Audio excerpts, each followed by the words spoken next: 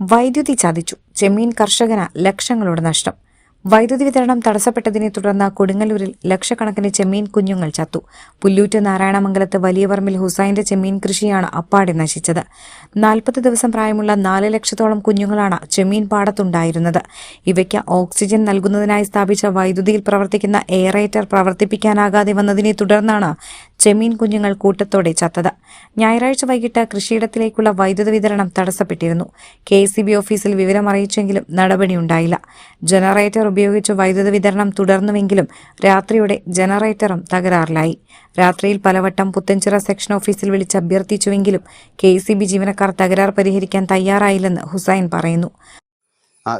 ഞങ്ങളുടെ KCB Kodungallur number 2 ചാപ്പാറായിരുന്നു. അവർ നമ്മൾ ഏത് രാത്രി വിളിച്ചാലും ഇതിൽ കറണ്ട് പോയി കഴിഞ്ഞാൽ ആ സമയത്ത് അവർ വരണുണ്ടായിരുന്നു. ഇപ്പോൾ ഞങ്ങൾക്ക് കുറച്ച് ഏരിയ മുൻ കൗൺസിലർ വിനീത ടിങ്കുവിൻ്റെ പടി തൊട്ട് ഞങ്ങളുടെ പുത്തഞ്ചിറ KCBക്ക് ആക്കിയതിന് ശേഷം ഇവരെ സർവീസ് വളരെ മോശം.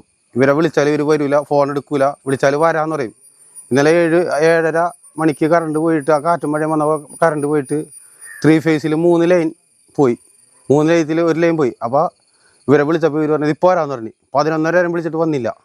അങ്ങനെ ജനറേറ്റർ ജനറേറ്റർ കത്തിപ്പോയി.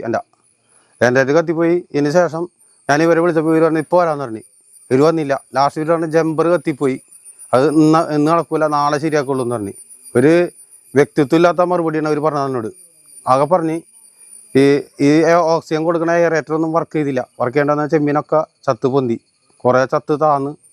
ഇപ്പോൾ എല്ലാം 10-30 ലക്ഷം രൂപ നഷ്ടം എനിക്ക് ഉണ്ടായി. ഞാൻ ചെമ്മീൻ തീറ്റ കൊടുക്കുന്ന കമ്പനിയിൽ അവർക്ക് പൈസ കൊടുത്തിട്ടില്ല. ആകെ നഷ്ടമാണ്.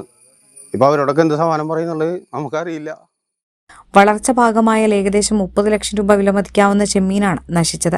15 ലക്ഷം രൂപയുടെ നഷ്ടമുണ്ടായതായാണ് പ്രാഥമിക നിഗമനം. KCB ജീവനക്കാരുടെ അനാസ്ഥയ്ക്കെതിരെ നിയമ നടപടി സ്വീകരിക്കുമെന്ന് ഹുസൈൻ പറഞ്ഞു. പ്രദേശത്തെ മറ്റു ചില ചെമ്മീൻ പാടങ്ങളിലും സമാനമായ രീതിയിൽ നഷ്ടമുണ്ടായിട്ടുണ്ട്.